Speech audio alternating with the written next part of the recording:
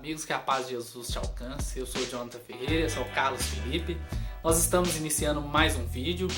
Olha, eu peço a você que acompanhe o vídeo até o final, que nós vamos falar sobre Malaquias, né? Não deixe de se inscrever, deixar o seu like e o seu comentário construtivo. Beleza? Vamos lá?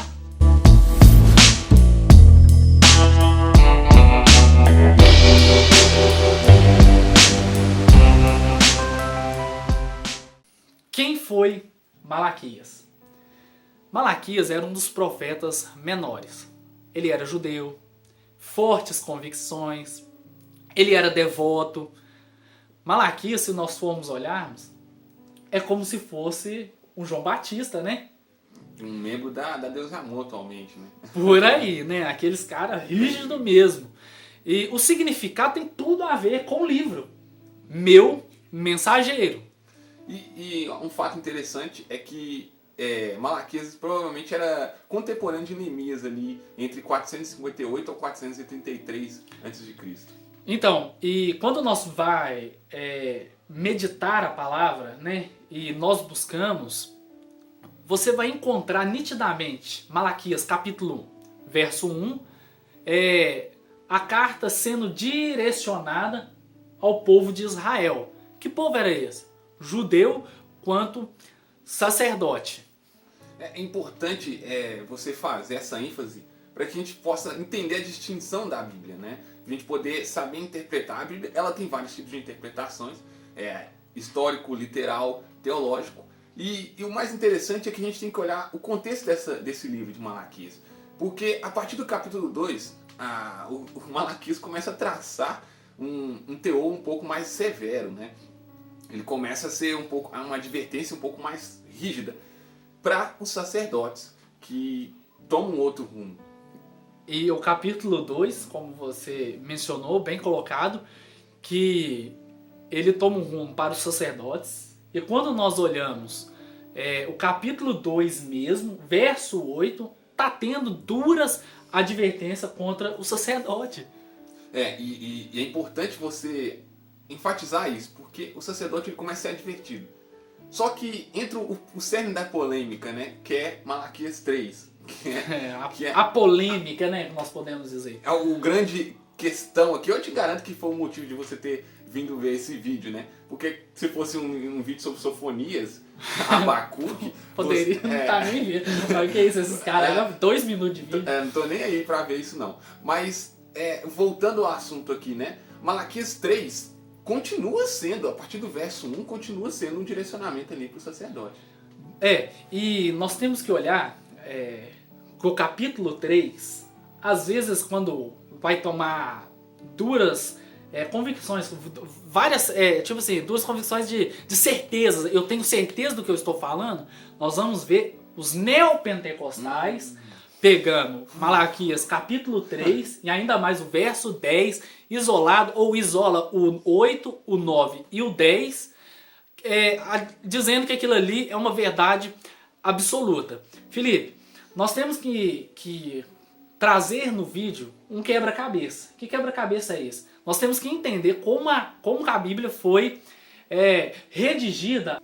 Realmente, Jonathan, é importante você falar sobre isso, porque ela foi dividida em capítulos, né, por Stephen Langton, aproximadamente no ano 1200 depois de Cristo. Então ela começa a ganhar uma diferença, ela começa a chegar até as nossas mãos como ela chegou hoje, a partir desse momento nos capítulos especificamente. Exatamente. E logo ela ser dividida por capítulos, ela não tinha versículos. Então, depois de 300 anos, no ano de 1500, 1526, por aí, que São Paganino, ele veio a dividir ela em versículos. Então a Bíblia, agora ela vai ter capítulos e versículos. Exatamente. E o interessante, Jonathan, você ter falado isso, é que o São Paganino levou 25 anos para fazer isso, né? A gente não sabe a pronúncia do nome dele de forma correta, né? Porque é italiano, né? Se eu não me engano, ele é italiano, então a gente não sabe a pronúncia do nome correto. Se você sabe, eu até agradeceria se você deixasse no comentário. Inclusive até do Stephen Langton, A gente também não sabe a pronúncia de forma correta. Mas o interessante é que esse tempo todo demorou porque o hebraico ele era escrito de forma direta, né? Tipo, a gente sai escrevendo sem capítulo, sem versículo. Imagina a Bíblia sem capítulo, sem versículo. Imagina a confusão, a dificuldade de você interpretar isso e conseguir sintetizar isso para a sua língua original. É algo realmente complicado. A gente acredita, apesar de a gente acreditar que a palavra de Deus é direcionada a todos os seus povos, o hebraico e o grego eram as línguas mais simples, as línguas mais levadas ao povo, né? Então isso facilitou com que elas fossem estudadas. Verdade. Mas isso era algo que demandaria um certo tempo, porque não é algo simples, né, de se fazer. E o hebraico, como eu disse, foi escrito totalmente direto. Então imagine a Bíblia sem capítulo, sem versículo. Ela foi dividida por esses dois grandes homens, né? Amém, E gastou tempo, né?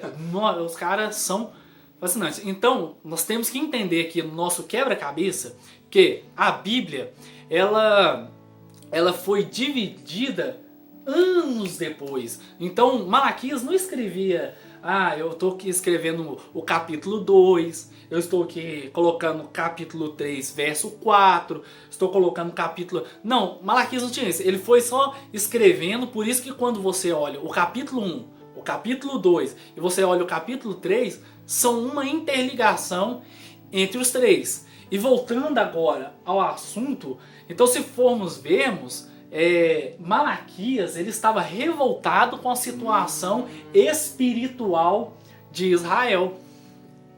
É interessante, John, porque esse contexto é que pega pesado, né? Quando eu falo, vamos abrir a Bíblia, né? A forma que as instituições religiosas adoram usar. Vamos abrir a Bíblia em Malaquias 3:10.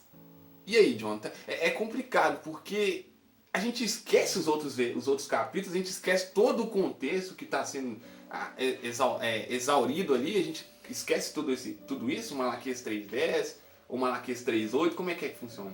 Olha, eu não sei. Será que tá falando para a igreja? Esse é o problema. Para a igreja eu acho meio pesado. Olha, se você frequenta, se você é a favor de alguma igreja que pega Malaquias 3:10, aplica, fala, você vai ser amaldiçoado, você me desculpe, mas você está sendo enganado.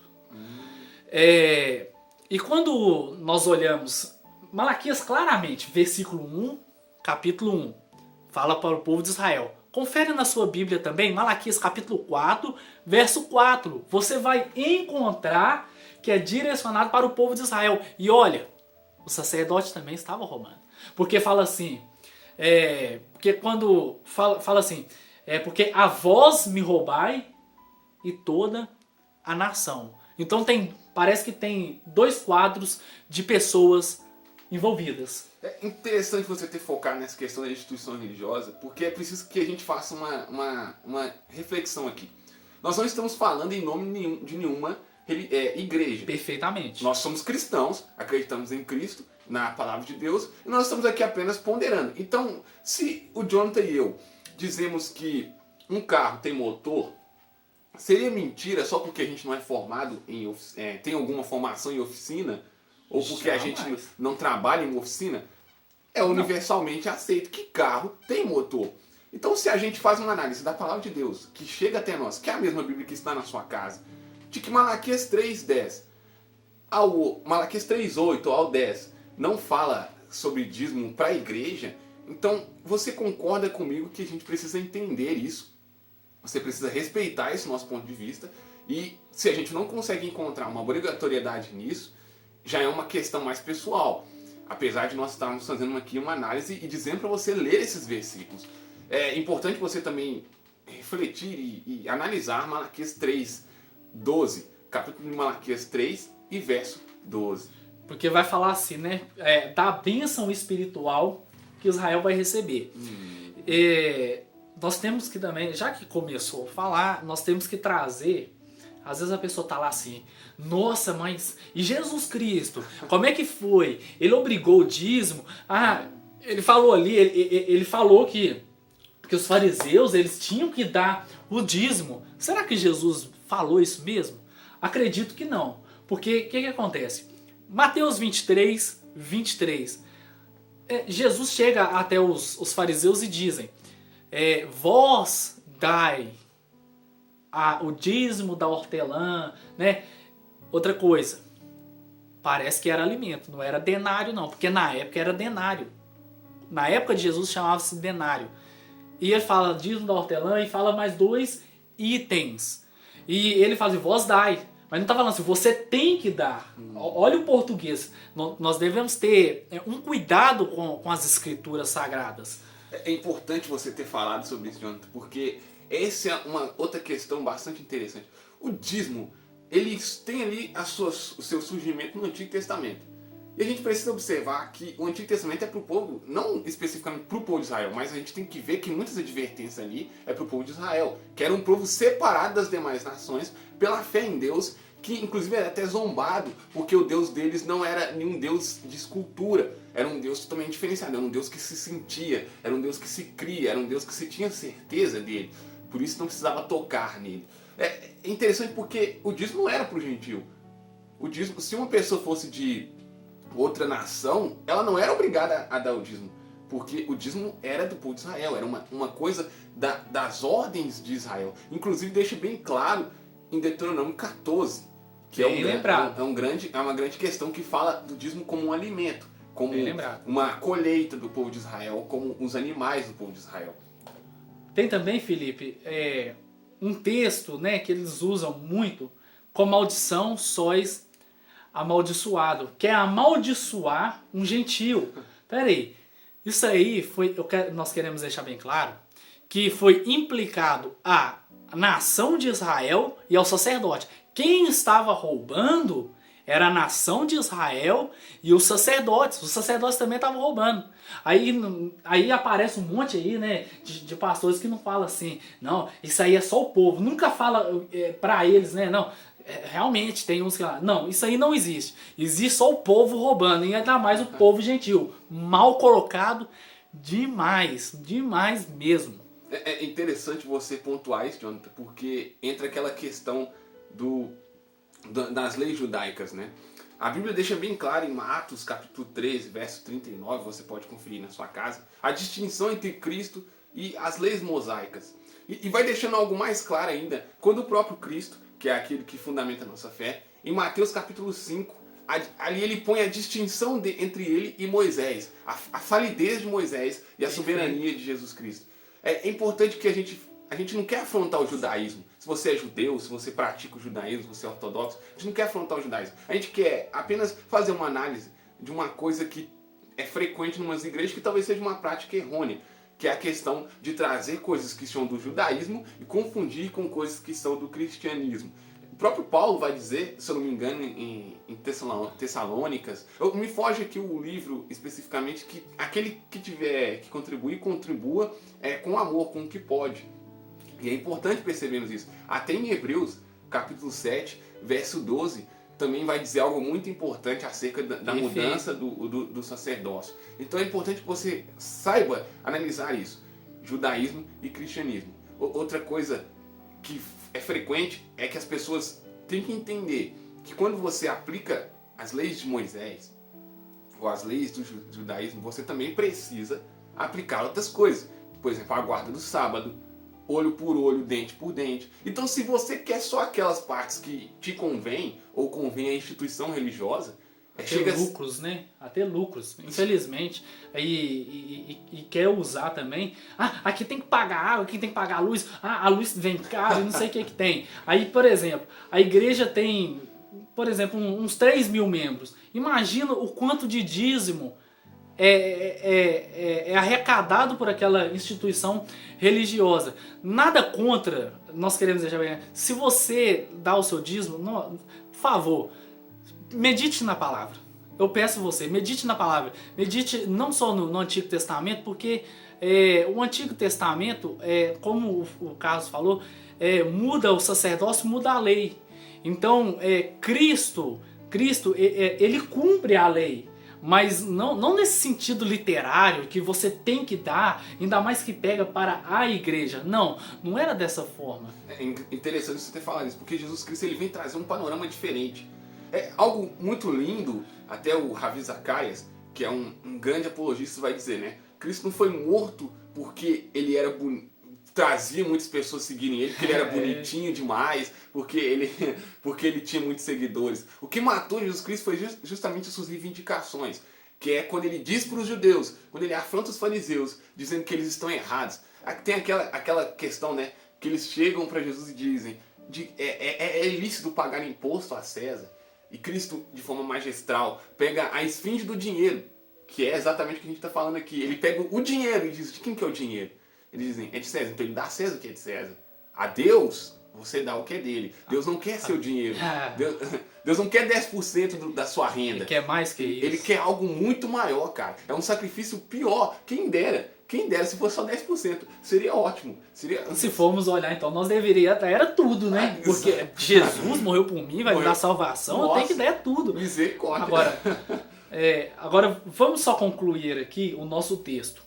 Malaquias, o livro de Malaquias, é endereçado para a igreja, Felipe? Sim ou não?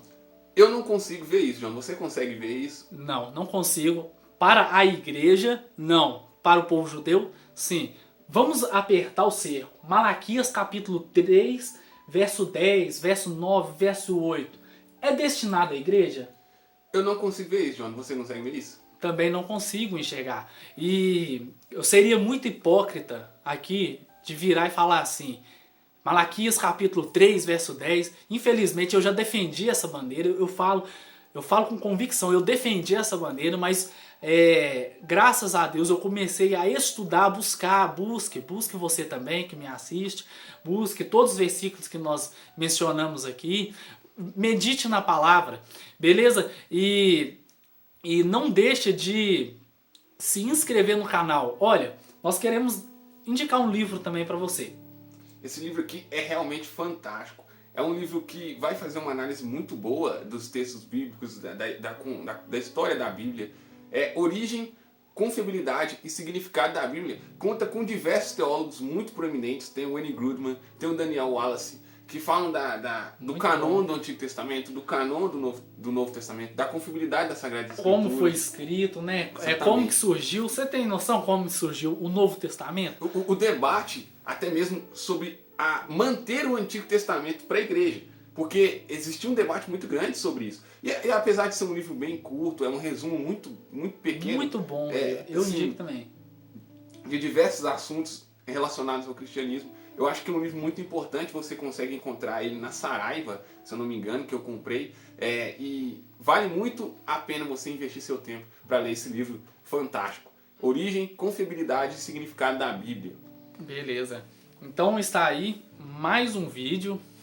Polêmico. Polêmico, né? Polêmica sim, né? Porque os neopentecostais, líderes que arrecadam dinheiro, ver esse vídeo capaz de chamar nós de rebelde, aos caras que não sabem nada, não tem formação, não é teólogo.